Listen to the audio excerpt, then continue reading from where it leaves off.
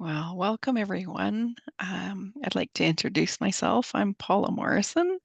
I am lucky to be calling or joining you from the unceded territory of the Silks people.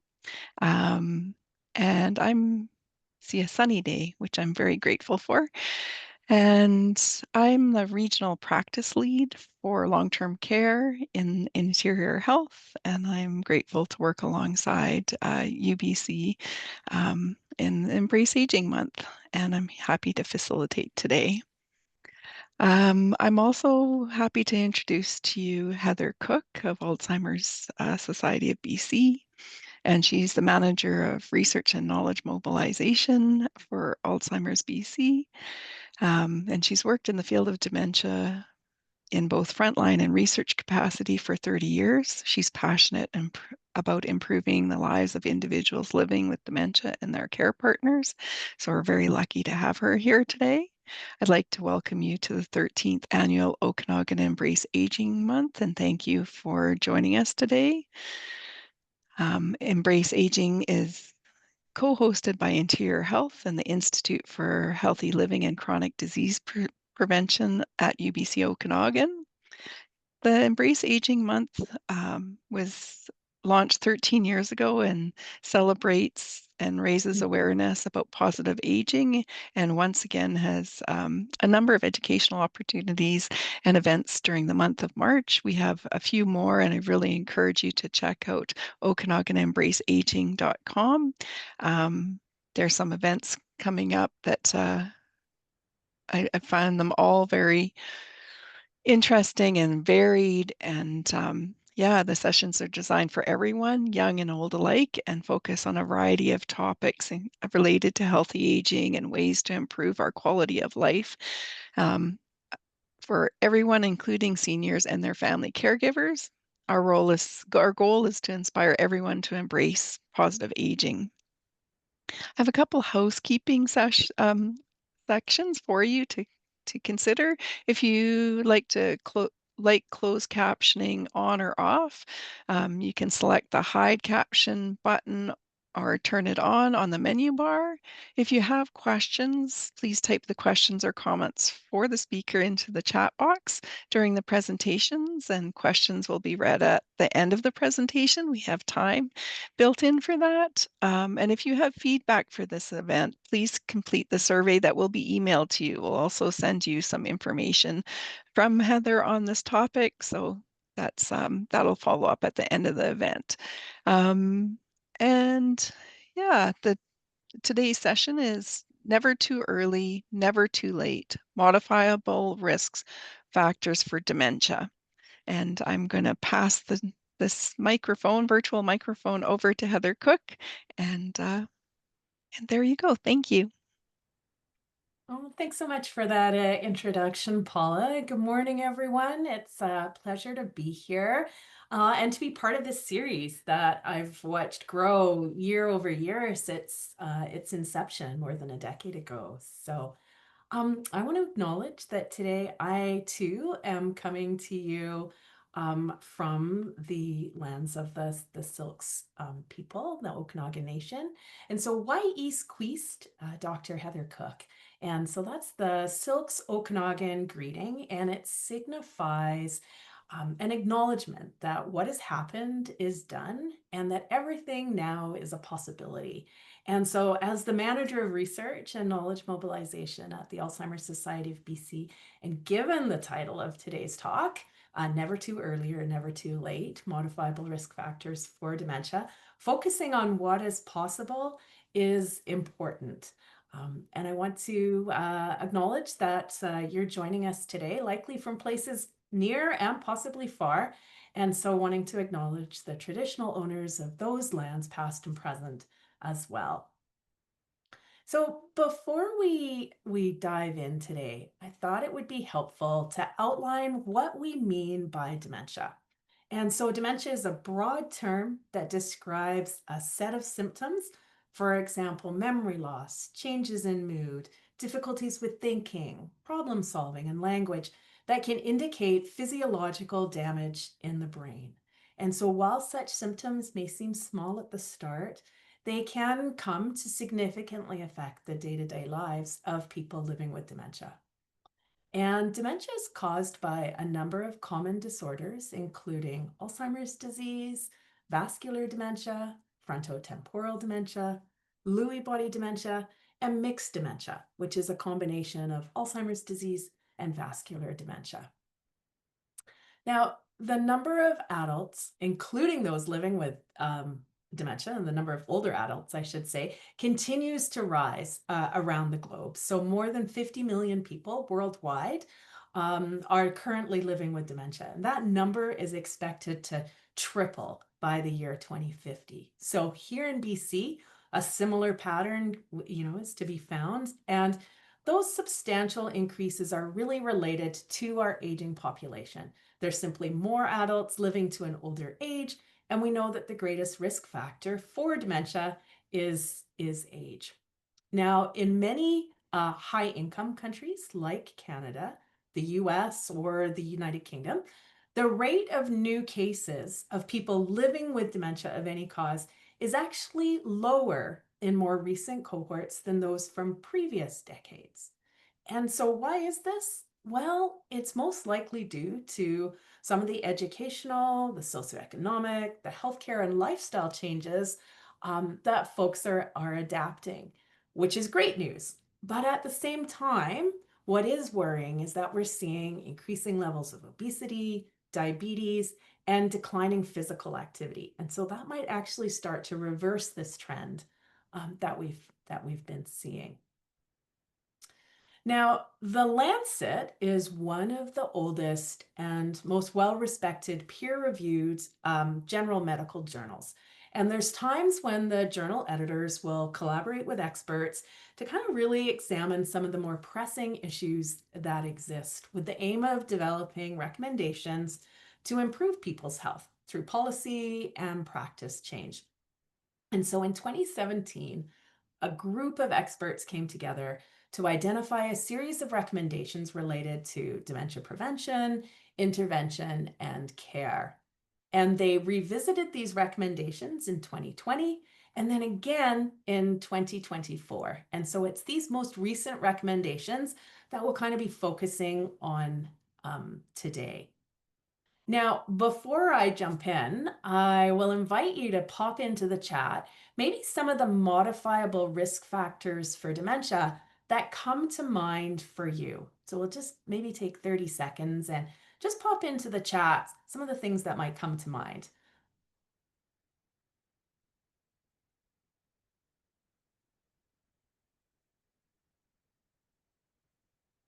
Stress reduction. Anyone else got any thoughts? What are some of the things that might come to mind? It's early in the morning. We've got a quiet group. Nutrition,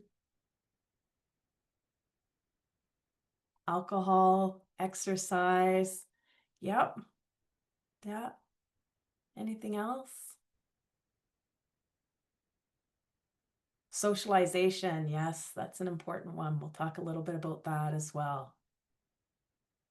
So you've highlighted a couple of key ones there.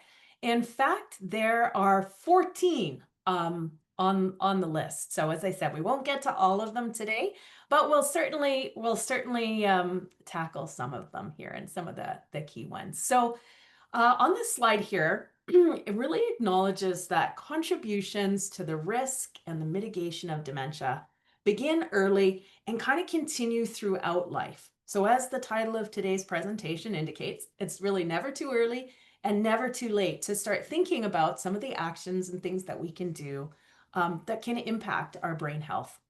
And so the Lancet Commission divvied up the risk factors according to early life, so that's less than 45 years or under the age of 45, midlife, so 45 to 65 years, and late life, so older than 65 years. And the commission sort of summarized the best evidence that existed for dementia risk factors. They looked at systematic reviews and meta-analyses and individual studies and really brought all of that together. And so in the initial report, they actually identified 9 factors. And those were a low level of education, hearing loss, hypertension, obesity, smoking, depression, physical inactivity, diabetes, and social isolation. And then in 2020, they added 3 more: excessive alcohol consumption, traumatic brain injury, and air pollution. And then in 2024, they added another 2 around vision loss and high LDL cholesterol. And it's estimated that together, if we were to modify these risk factors, collectively, we could prevent or delay up to 45% of dementias worldwide. And that's a pretty significant number and much greater than any kind of medication is ever going to be able to do at this point. So these factors reflect that the neuropathological changes that we see in the brain don't always inevitably lead to dementia, that there are risk factors and things, they're modifiable. They're things that we can do to change. So we can't do much about age. We can't do much about our genetics, but we can control some of these factors that are on the screen in front of us here. And interestingly, in the most recent report, so the one that came out in 2024, there's several risk factors that have been moved from later life to midlife, which really signifies the importance of addressing them earlier on in our life course. So smoking, diabetes, physical activity, and depression previously were all listed as late life factors, and they've been moved earlier and shifted into that midlife range. Now, while that slide I just had up talked about population level numbers, this slide that's in front of you here shows the relative risk at an individual level. So in other words, if you have one of these risk factors, it outlines how your risk might increase compared to someone who doesn't have that risk factor. And a couple of risk factors stand out here. So for example, depression right at the top here. So if you experience depression and untreated symptoms of depression, you have a much greater chance of developing dementia compared to someone who doesn't experience depression or treat their depression. Similarly, if you have diabetes, you have a 1.7 or a 70% greater chance of developing dementia compared to someone who doesn't have diabetes. And if you experience social isolation, you have a 1.6 or 60% greater chance of developing dementia compared to someone who isn't socially isolated. Now, whoops, can you still see the slides? Yeah, okay, sorry about that. I pressed a button on my computer and everything disappeared. There we go. Got the slides back. So starting in the early life, so early in life, less than age 45 factors are our education levels. And we know that higher education levels and lifelong higher education and learning actually reduce our dementia risk. And this is the only sort of risk factor in early life. And so we know that, excuse me, our level of educational attainment, our grade 12, completing grade 12, completing a university degree, a graduate degree, that level is more likely to drive the protective effect for future cognition than the number of years of education. And research has indicated, interestingly enough, that people with high cognitive stimulation at work report a lower risk of dementia than those with low cognitive stimulation. And we know that educational attainment over time has generally increased in high-income countries like Canada, but it's still quite low in other countries. Now, some of you may be thinking, well, what about some of these claims that I see online about, this cognitive training or train your brain? Well, despite the promise of some of those ads that you might see, important questions remain around like the types and the aspects of training that might be effective and how long those benefits last for. So much of the evidence around that cognitive training is low quality. So the sample sizes are often small, they're often observational, anecdotal, rather than these really large trials that really let us drill down into sort of cause and effect. And typically only pertain to some short-term effectiveness as opposed to what that long-range impact might be. So, I'd encourage all of you to be wary of some of the claims you may see that playing certain computer games or online games can improve your memory and other types of thinking. Now, that said, I wouldn't give up your Sudoku or your crosswords. So, those are low cost, low barrier things that can get our brain working. Now, depression, as I noted, has a fairly significant contribution in terms of the risk factor for dementia. And so not only does it increase our susceptibility to dementia, it's also part of the early stages of dementia. And so this link between depression and dementia is likely bidirectional. And so it can work both ways. So depression could be a symptom of evolving dementia.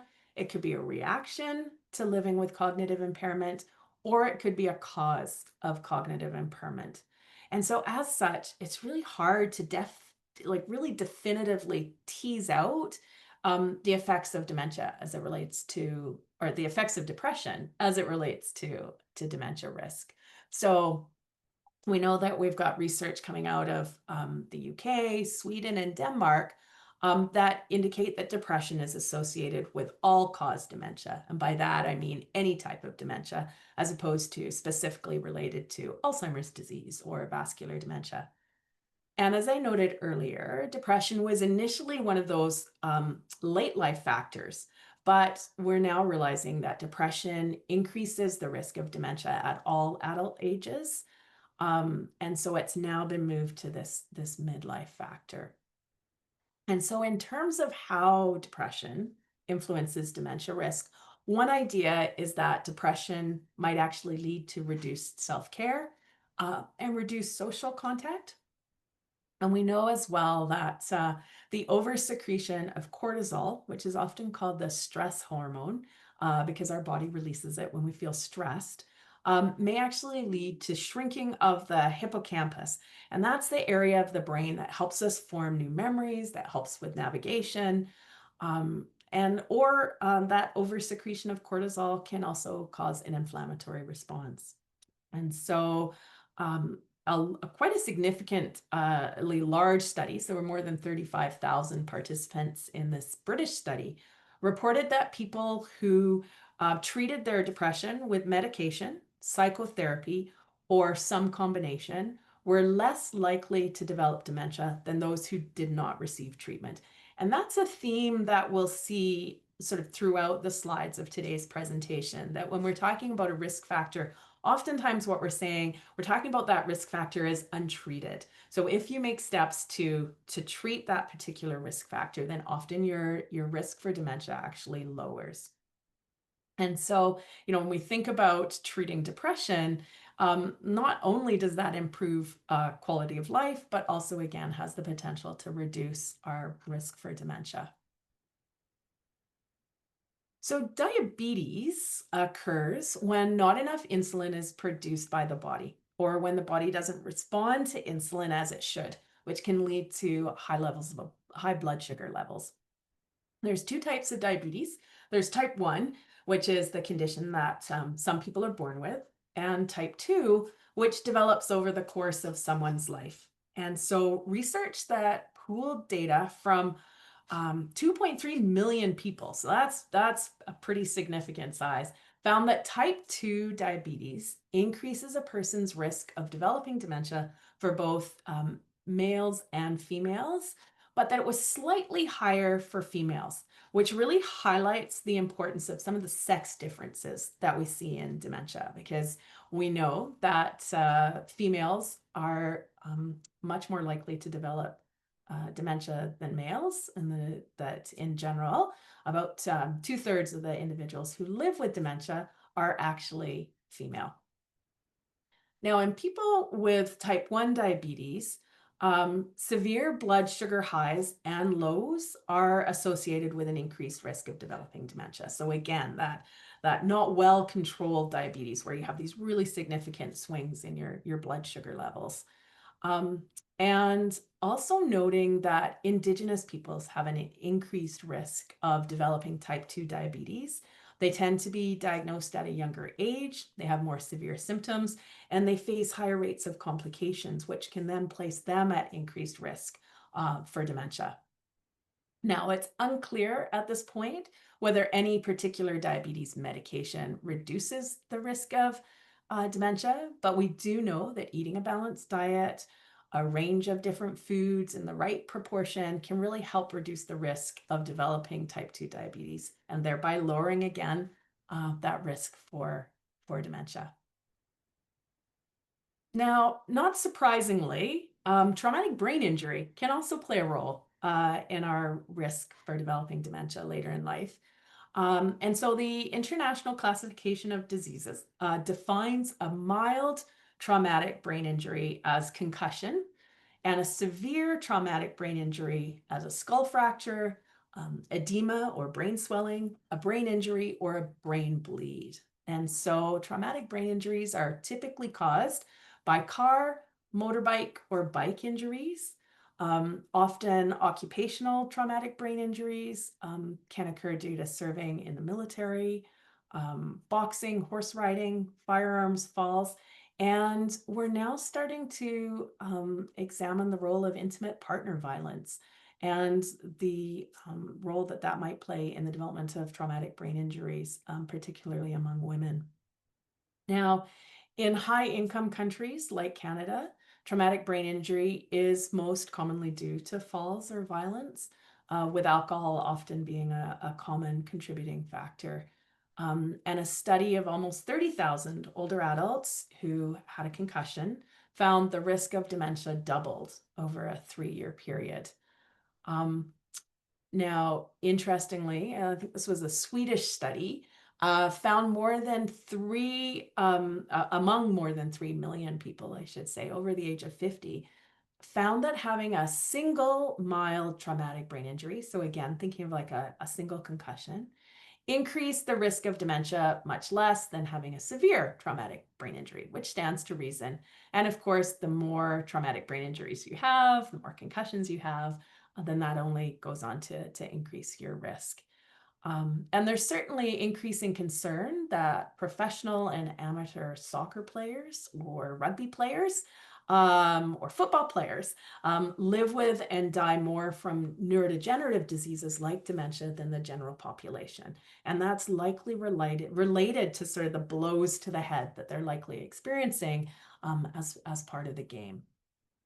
So really, wherever you can, you want to do whatever you can to avoid those types of head injuries. So steering clear of activities that might put your brain at risk of harm and taking those steps to produce or to protect, I should say, your brain. So wearing a seatbelt whenever you're in a car, wearing a helmet whenever you're riding a bike, a motorbike, a snowmobile, or scooter. I don't know how many times I've seen folks in Kelowna bombing along on their scooters with no head protection. And if something goes sideways, again, you're dramatically increasing your risk of a brain injury. So, and one of the things we often don't think about as older adults is thinking about how we can reduce our risk of a fall in the home. So, focusing on exercises that can help improve our balance and our strength. Removing small throw rugs, which might add to our decor, but also potentially increase our risk of tripping and falling in the home, and using non-slip mats in the bath or the shower. Now, all of us probably know someone in our lives who experiences hearing loss. And according to the World Health Organization, the threshold for hearing loss is about 25 decibels. And so this means that sounds need to be at least 25 decibels or greater for you to detect them. And so if the hearing threshold is greater than 25 decibels, then you are said to experience measurable hearing loss. And so 25 decibels is about the volume of a soft whisper, of rustling leaves, or a quiet rural area at night. And research suggests that for every 10 decibel increase in hearing loss, our risk of developing dementia increases. And there's several mechanisms that might be at play here. So one is psychosocial factors. So things like loneliness, depression, and social isolation might be involved, because when we can't hear, we can't follow conversations easily, we might sort of start to pull back from those social interactions. There may be increased cognitive resources that are needed for listening, and so that places a strain on our cognitive resources. Um, or it could be some interaction of the above in combination with the brain pathology. Now, what's interesting is that multiple studies have found that hearing loss is typically only associated with worsening cognition in people who don't use their hearing aids. I'm sure all of us know folks who have hearing loss who also don't always wear their hearing aids. And so researchers note that hearing aid use is probably one of the largest factors that protects us from cognitive decline. Um, and so research has shown that people with hearing loss, as I mentioned earlier, tend to be more socially isolated, have less support, and they face a higher risk of anxiety and depression compared to those without hearing loss. But again, using hearing aids has been shown to reduce the effects of that social isolation and the lack of support and anxiety, but it doesn't seem to play a role in depression. Now, researchers from UCLA did a really interesting study where they looked at some of the metabolic changes in the brain that were related to mild cognitive impairment and early stage Alzheimer's disease in the brains of people who lived with mild cognitive impairments. And they found that those participants who had untreated hearing loss, so again, folks who aren't wearing the hearing aids or don't have hearing aids, had a significant sort of metabolic decline in the frontal area of their brain. And this area of our brain is responsible for our executive functioning, for our planning, for our personality. It's like the filter that exists. And so what's interesting is that folks who used hearing aids did not show that same decline in the frontal lobes. And that rate of decline was also greater in the untreated hearing loss group than in those using hearing aids. So while hearing loss can speed up some of those changes that are occurring in the brain, using hearing aids can again really help slow this process. So I'd say that's one of my key take-home messages today is if you live with hearing impairment or you know someone who does, really encouraging folks to wear those hearing aids to help reduce that risk. Now, we often hear about the role of cholesterol in our heart health, and it turns out that, what's good for our hearts is also good for our brains. So, initially, the work in this area was a bit inconclusive, but we've now got significantly more data available. And what's been found is that for every 1 millimolecule increase in our LDL cholesterol, there's about an 8% increase in new cases of all-cause dementia. And so it's hard sometimes to tease out some of the dietary pieces when we're talking about dementia, because there's many different diets out there. It's hard to isolate something specifically to diet or to say to cholesterol. But there was a Danish study that was done of more than 100,000 people in midlife and found that folks who did not stick to dietary guidelines, so folks who had quite a high intake of sugar sweetened drinks, that ate a lot of prepared meat, that were more likely to have takeout, that those folks were more likely to have the high levels of the LDL cholesterol. And that LDL cholesterol is actually the bad cholesterol. But And so those folks more likely to develop dementia than people who had really good adherence to those dietary guidelines. Now, what's interesting is that, again, we see how if you're on lipid-lowering drugs to reduce your high LDL cholesterol, that again, that appears to protect against your development of or your increased risk for dementia. And so again, whatever we can do to reduce the LDL cholesterol, but at the same time increase our HDL cholesterol, which is our good type of cholesterol, can protect against the development of dementia. And so statin use has been associated again with reduced risk of dementia, compared with, again, untreated cholesterol. And so it's likely the sustained use of those statins that reduces risk over time. Now, this is one of those things where we're never going to see a study that that looks at statin use, because it would be unethical to and impractical to say to one group of individuals, don't take these drugs, and another group of individuals do take these drugs. But we do know that this is something quite significant in terms of reducing our risk for developing dementia.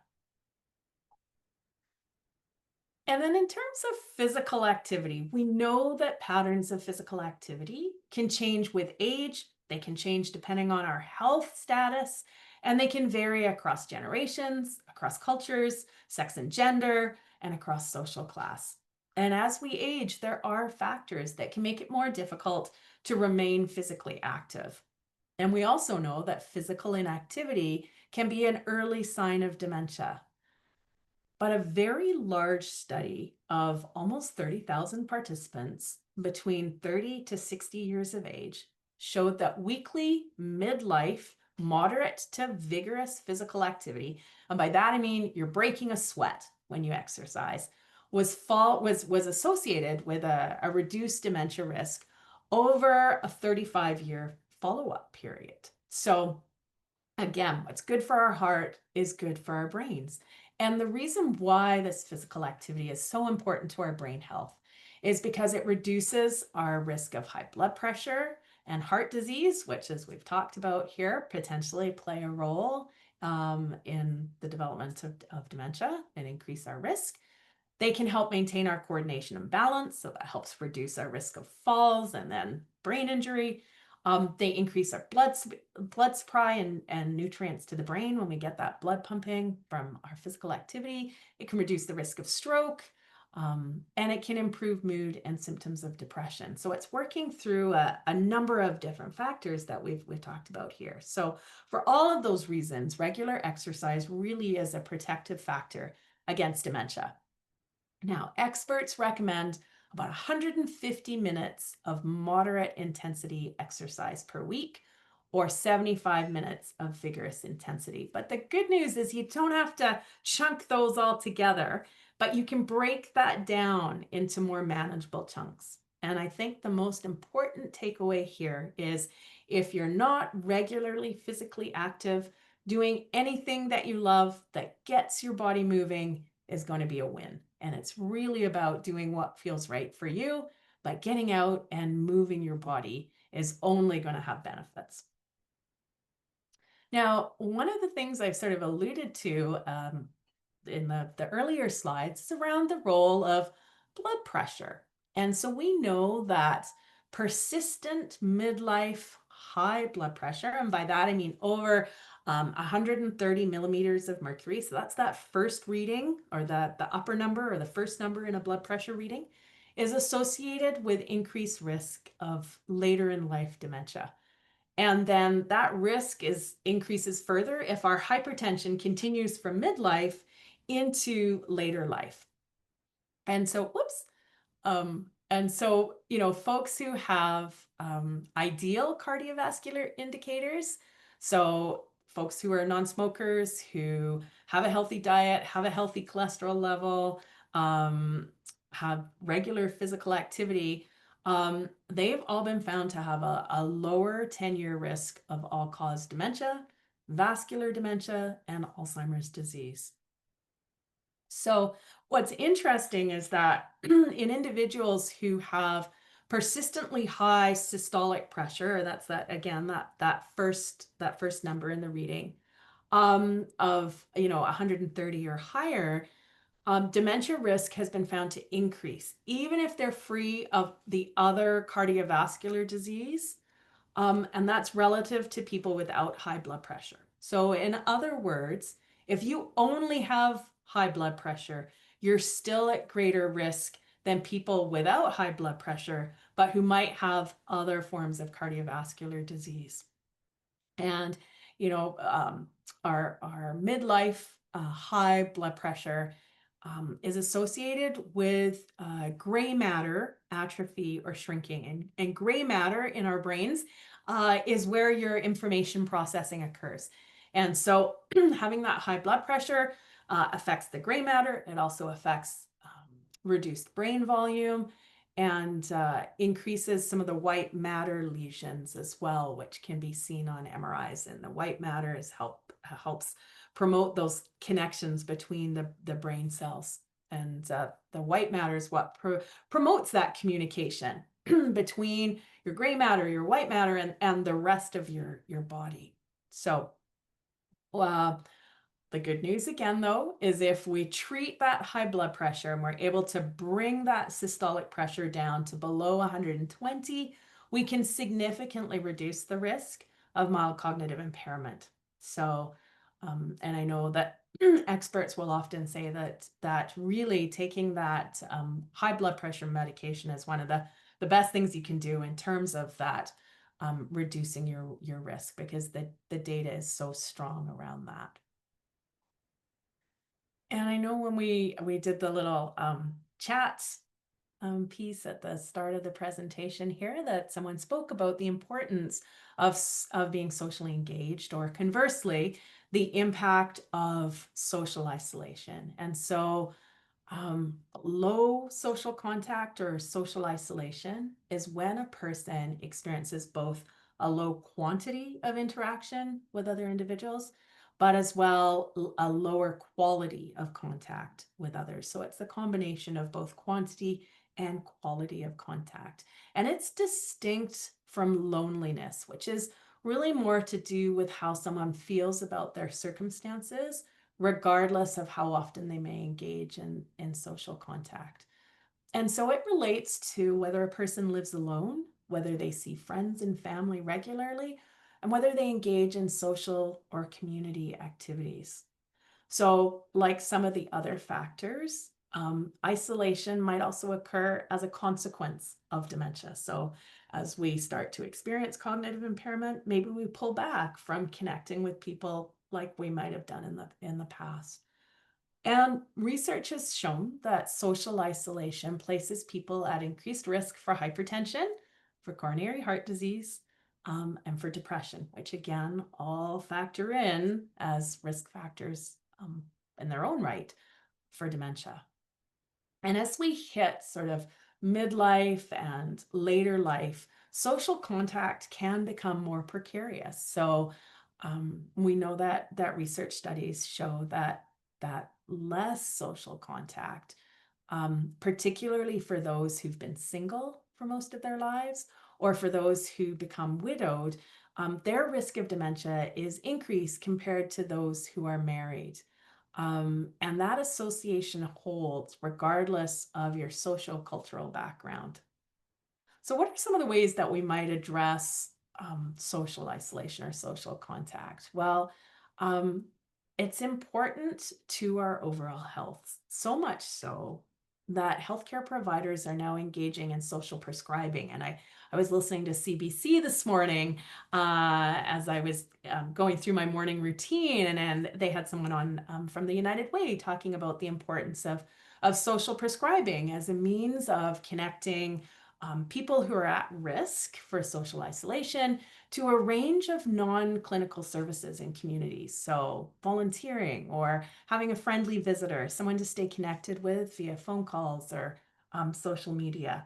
And we know that, staying connected with others is a really great way to buffer against some of the hard stuff in life that we experience. So being in community, contributing through volunteer work, joining a walking group, joining a book club, all of those things can help to reduce your risk of social isolation and then in turn, developing cognitive impairment.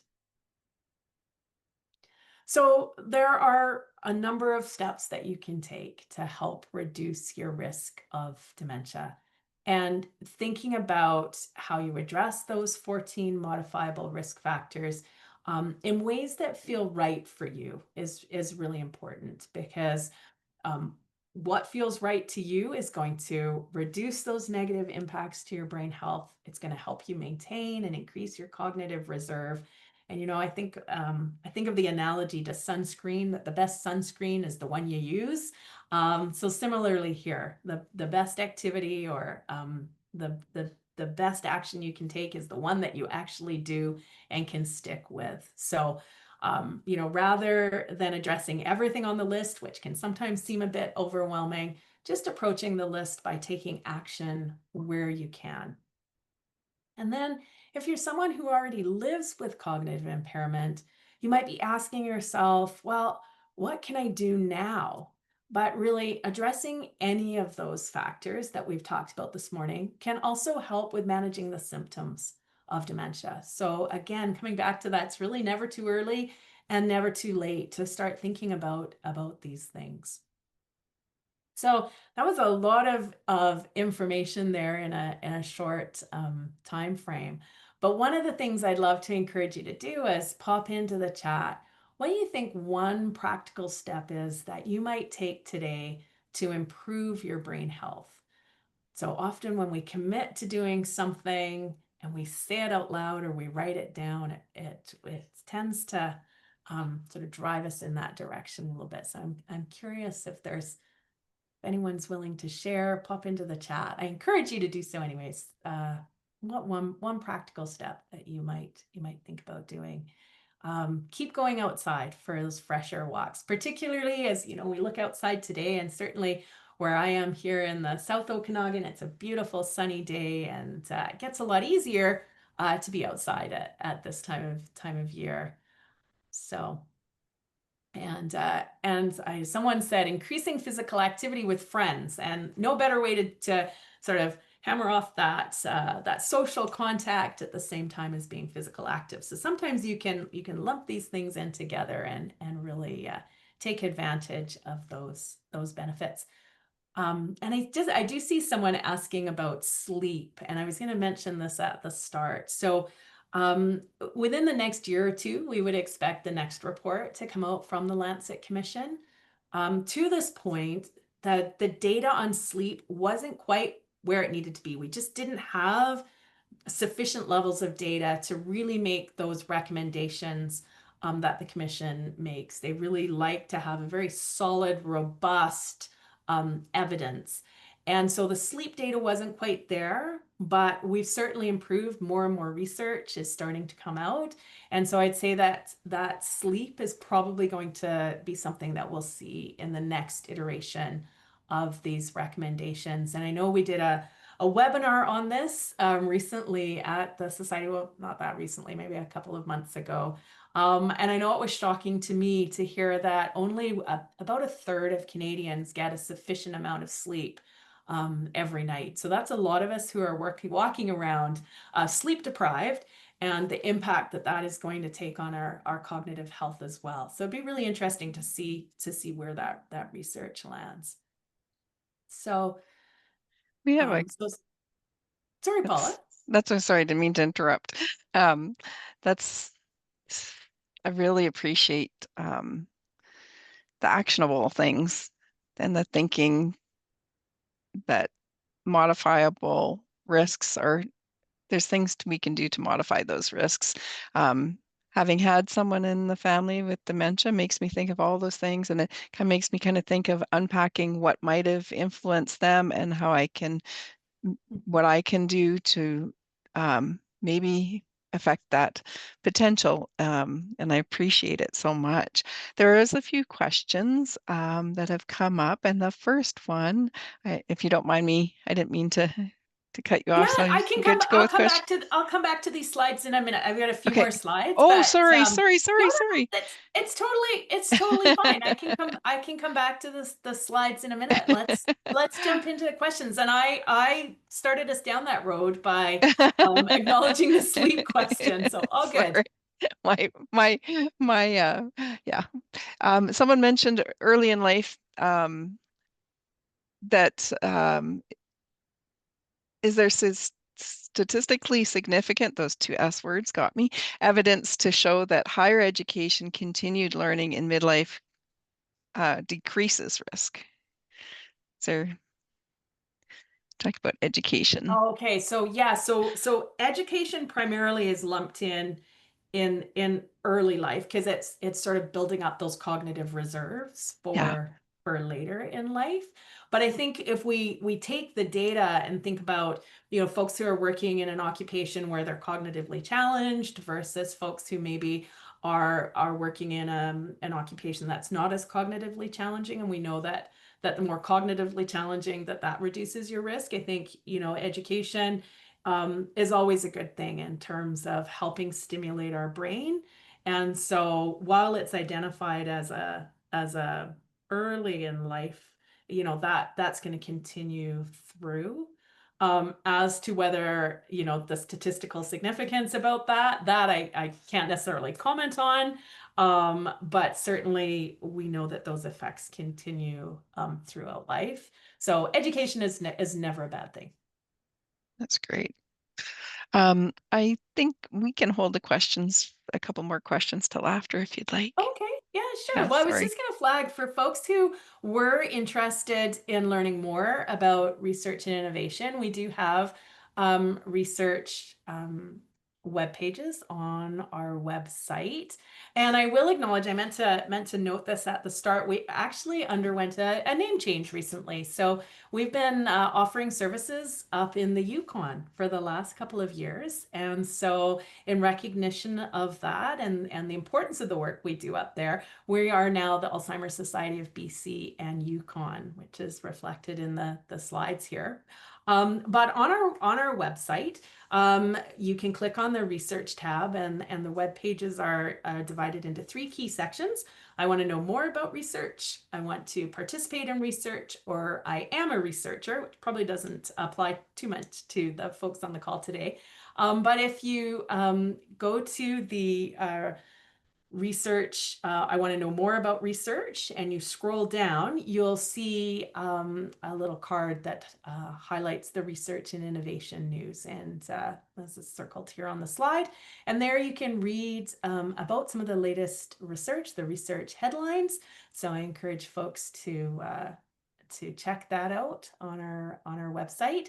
And I would also say, if today's conversation has sort of got you thinking about research, like how do we come up with these, studies and this data, I encourage folks to consider getting involved in research. And we often have a number of opportunities on the go. And so you can check that out on our website by using the link on the screen here.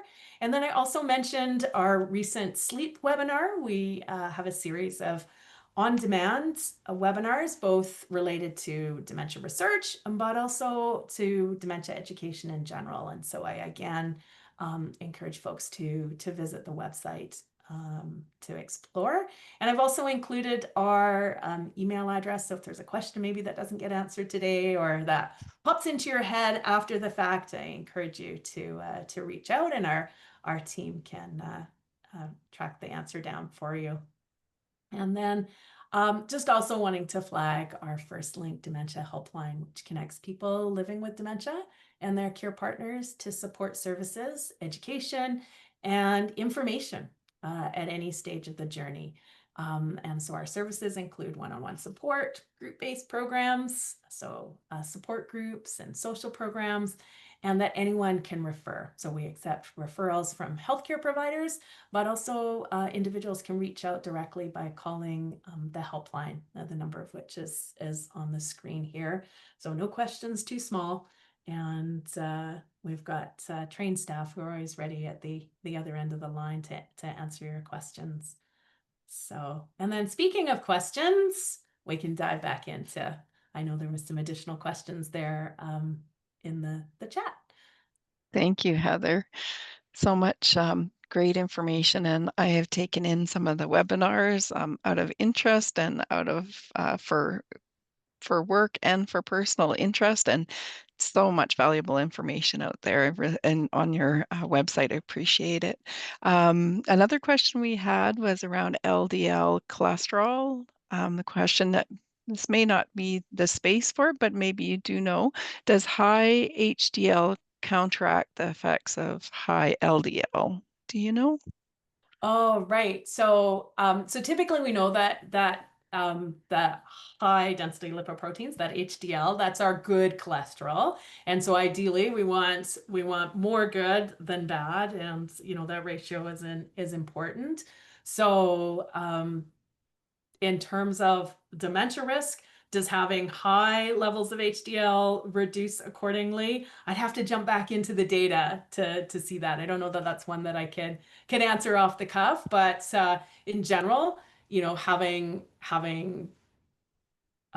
those higher levels of good cholesterol are going to stand us in good stead. And when we think about, I'll tie that back into at the start of the talk when I was talking about mixed dementia and that combination of Alzheimer's disease and vascular dementia. So we often talk about Alzheimer's disease as being the most common form of dementia.